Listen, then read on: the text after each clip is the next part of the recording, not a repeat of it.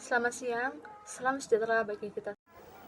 Baiklah, di sini saya akan mempresentasikan tentang kode etik profesi konselor yang profesional dalam penerapan konseling lintas budaya.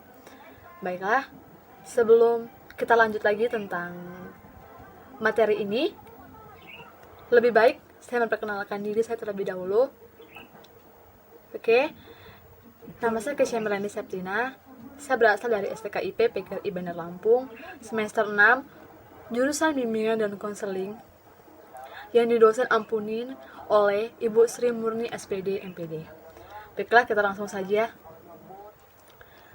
Sebelum kita lebih jauh nih ngebahas tentang kode etik profesi konselor yang profesional dalam penerapan konseling, lebih baik kita tahu dulu tentang apa sih yang namanya etika. Etika adalah suatu sikap, karakter, tingkah laku seseorang terhadap suatu tempat. Tempatnya itu seperti daerah, masyarakat, tempat kerja, sekolah, kampus, pemerintahan, atau instansi-instansi tertentu sesuai dengan norma-norma yang berlaku. Kemudian, next, kita langsung saja ya ngebahas tentang pengertian-pengertian selanjutnya yang perlu kita bahas lebih dalam lagi. Oke, yang pertama yaitu kode etik. Kode etik adalah sebuah sistem norma, nilai, dan juga aturan profesional secara tertulis, juga dengan tugas tegas menyatakan yang baik dan benar, serta apa yang tidak benar dan juga tidak baik untuk profesional. Nah, tadi kita udah ngejelasin tentang kode etik ya. Mungkin teman-teman masih bingung nih tentang pengertian kode etik. Oke, di sini saya akan memberikan definisi dari kode etik lagi nih, yaitu suatu pola, aturan, tanda, pedoman etis dalam melakukan kegiatan atau pekerjaan. Jadi tuh kode etik tuh gimana ya? Dia tuh bersifat sesuatu aturan, pedoman, etis dalam melakukan kegiatan atau pekerjaan gitu. Itu dia tuh kayak pedoman, aturan tuh yang harus ditaatin untuk melakukan kegiatan atau pekerjaan tersebut. Kemudian saya akan memberikan satu lagi tentang definisi tentang kode etik ini sendiri.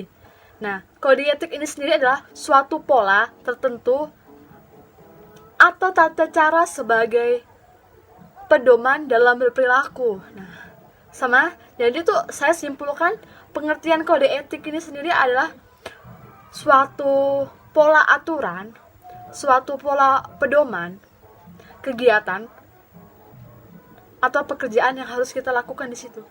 Seperti itu. Next. Selanjutnya adalah ciri-ciri profesi BK. Oke, teman-teman. Di sini saya akan membahas yang kedua, yaitu ciri-ciri profesi BK. Mungkin teman-teman satu atau dua orang atau lebih mungkin udah ada yang tahu tentang ciri-ciri profesi BK. Kita mau menjadi seorang guru BK, itu ciri-cirinya tuh apa aja sih? Menjadi seorang guru BK yang profesional tuh ciri-cirinya apa aja sih? Yang pertama yaitu bimbingan dan konseling dilaksanakan oleh petugas yang disebut guru pembimbing lulusan pendidikan khusus perguruan tinggi. Jadi seorang guru BK sekarang nggak boleh asal-asalan. Yang saya lihat belakangan ini, seorang guru BK tuh berasal dari jurusan matematika, jurusan bahasa Indonesia, jurusan bahasa Inggris. Tapi sekarang guru BK tuh harus berasal dari jurusan bimbingan konseling yang lulusan dari S1 perguruan tinggi. Next, yang ciri-ciri profesi BK yang kedua itu bimbingan dan konseling merupakan pelayanan kemasyarakatan yang bersifat sosial. Jadi, bimbingan dan konseling ini merupakan pelayanan kemasyarakatan yang bersifat sosial. Nah, yang ketiga, dalam melaksanakan tugas menggunakan teknik yang ilmiah Jadi kalau kita tuh sebagai profesi BK, seorang guru BK, seorang konselor, kita nih nggak bisa yang namanya menggunakan teknik yang asal-asalan seperti itu. Kita tuh harus menggunakan teknik yang berstruktur sesuai dengan yang berlaku menjadi seorang profesional BK. Next, di sini ada pengakuan dari masyarakat atau pemerintah bahwa BK dibutuhkan, tercantum di nomor 25 tahun 1995 yang menyatakan bahwa IPBI atau APKIN sejajar dengan PGRI. Next. Yang kelima, ciri-ciri profesi BK yang kelima, memiliki organisasi profesi yang asosiasi bimbingan dan konseling atau disebut dengan APKIN. Next, yang keenam, ya oke, kita kalau di sini ngebahas tentang kode etik ya, pasti nggak jauh-jauh nih, kita kembali lagi dengan kode etik. Dan itu ciri-ciri profesi BK itu harus memiliki kode etik, bimbingan, dan konseling sebagai pedoman dalam bertindak. Ya, bagaimana kalau tidak mempunyai kode etik dalam melakukan bimbingan dan konseling? Bagaimana kalau kita sebagai seorang BK, sebagai guru BK, sebagai konselor, kalau kita tidak mempunyai suatu kode etik dalam profesi bimbingan dan konseling ini? Next, yang ketujuh, para anggota APKIN selalu ada keinginan untuk memajukan diri. Nah, gitu. APKIN tadi teman-teman tahu ya tentang Asosiasi Bimbingan dan Konseling Indonesia. Oke? Jadi tuh para anggota APKIN tuh selalu ada keinginan untuk memajukan diri. Jadi nggak cuma diem, nggak cuma jalan di tempat. Jadi tuh dia tuh berkeinginan tuh untuk membuat suatu bimbingan konseling ini lebih maju lagi, gitu. Oke, next. Pembahasan selanjutnya itu yang ketiga, dasar kode etik profesi BK. Nah, dasar kode etik profesi BK ini ada beberapa. Yang pertama yaitu dia mendasari, yaitu pasti yang pertama adalah Pancasila dan Undang-Undang Dasar 1945. Itu sangat penting, apalagi kita di Indonesia, berada di Indonesia. Dasar kita adalah Pancasila dan Undang-Undang Dasar 1945. Next, yang kedua, Undang-Undang Nomor 20 Tahun 2003 tentang Sistem Pendidikan Nasional. Jadi tuh ada undang-undangnya nih, teman-teman. Nomornya 20 Tahun 2003 tentang Sistem Pendidikan Nasional. Next, Peraturan Pemerintahan Republik Indonesia tentang Standar Nasional Pendidikan Pasal 28 Ayat 1 tentang Standar Pendidikan dan Tenaga Kependidikan. Oke. Next.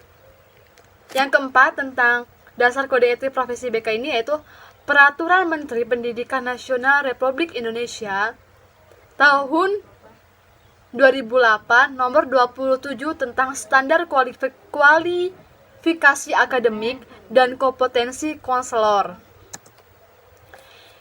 Dan yang kelima yaitu Peraturan Pemerintahan Republik Indonesia nomor 74 tentang guru. Oke teman-teman, tadi kita udah ngebahas tentang beberapa sub-sub. Kemudian sub-subnya yang terus kita akan lanjutkan lagi ya tentang tujuan kode etik profesi BK. Tadi kita udah ngebahas tentang pengertiannya Kak, udah ngebahas tentang ciri-ciri, udah ngebahas tentang dasar gitu. Yang selanjutnya yaitu tujuan kode etik profesi BK. Tujuan kode etik profesi BK ini seperti apa sih? Apa sih tujuannya? Nah, kita ngebahas nih tujuan kita mempelajari tentang kode etik profesi BK. Gimana ya? Seperti apa ya gitu? Tujuannya kita harus mempunyai tentang kode etik dalam profesional bimbingan dan konseling. Yang pertama yaitu melindungi konselor dan menjadi anggota asosiasi dan konseling sebagai penerima layanan.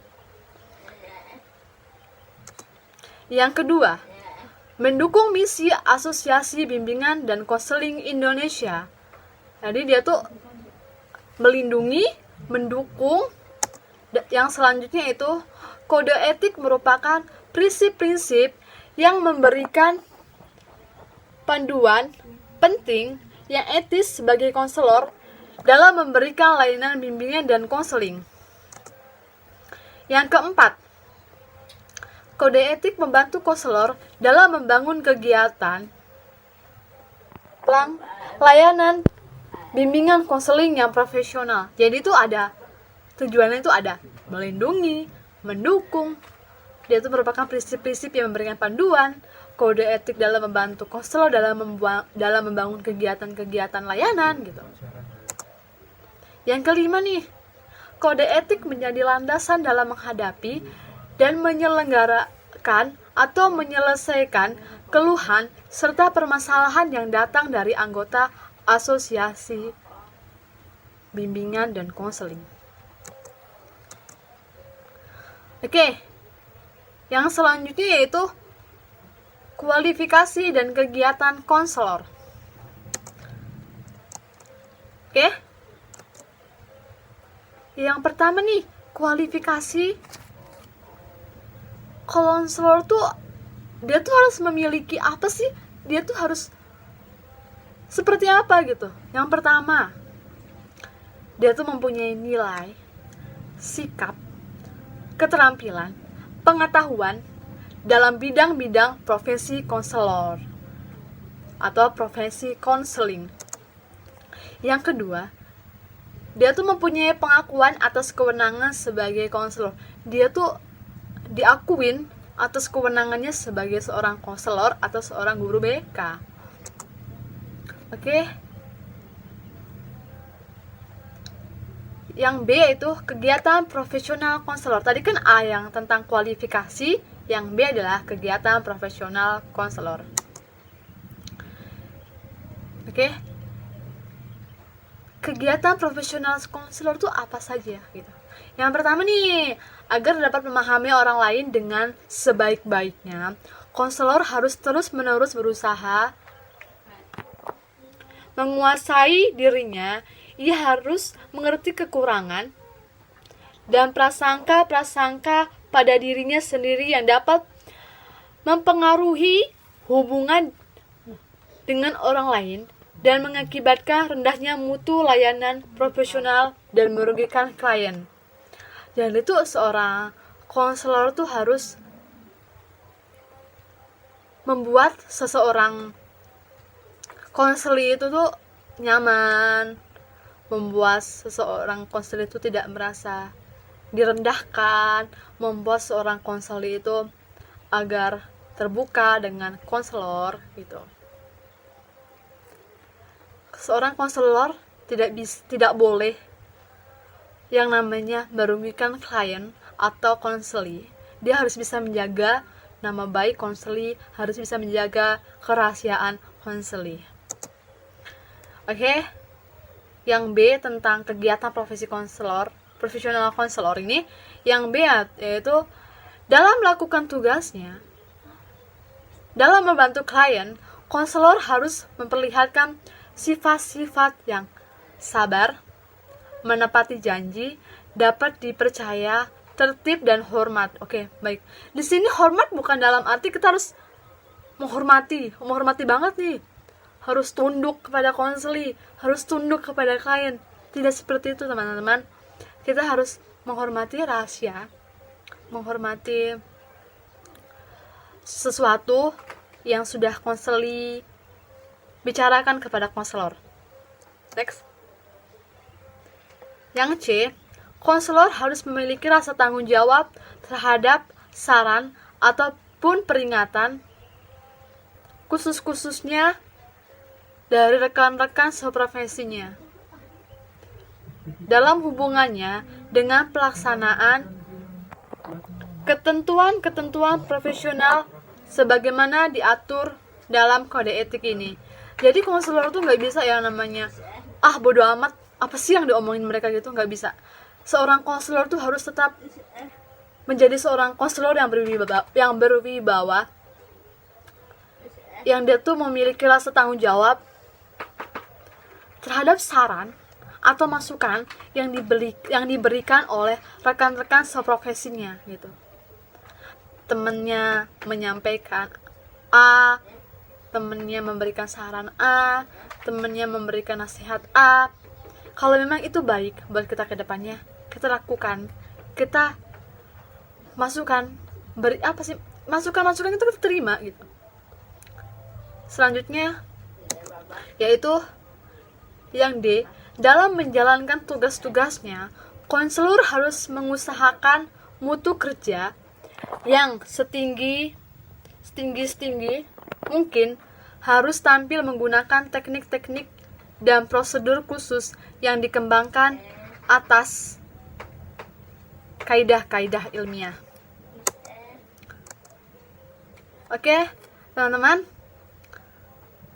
saya harap teman-teman bisa memahami tentang presentasi yang sudah saya berikan, yang sudah saya lakukan ini. Oke, baiklah. Sebelum kita menutup atau sebelum kita menyelesaikan presentasi tentang materi ini, di sini saya akan memberikan kesimpulan. Oke, tadi kita hari ini itu ngebahas tentang kode etik, yaitu kesimpulan dari materi ini yaitu kode etik adalah sebuah sistem norma, nilai, dan juga aturan profesional secara tertulis dengan tegas menyatakan yang baik dan benar, serta apa yang tidak benar juga tidak baik untuk profesionalnya. Nah, kemudian nih kesimpulan selanjutnya yaitu profesi konselor adalah mulia dan sangat bermanfaat untuk diri dan lingkungan. Oleh karena itu, teman-teman jangan ragu ya untuk menentukan pilihan dari sekarang menjadi seorang konselor yang profesional, sehingga tidak ada lagi pertanyaan-pertanyaan yang meragukan dalam diri ini gitu. Jadi itu tetap semangat menjalankan kuliah kita sebagai calon-calon konselor, calon-calon guru BK sesuai dengan kode etik atau norma-norma yang profesional dalam bimbingan konseling. Sekian presentasi dari saya, Kesha Melanie Septina dari STK IPP Gari Bandar Lampung. Apabila ada kesalahan, saya minta maaf. Pertama-tama kepada Tuhan, saya minta maaf. Terima kasih, saya ucapkan selamat siang, salam sejahtera bagi kita semua.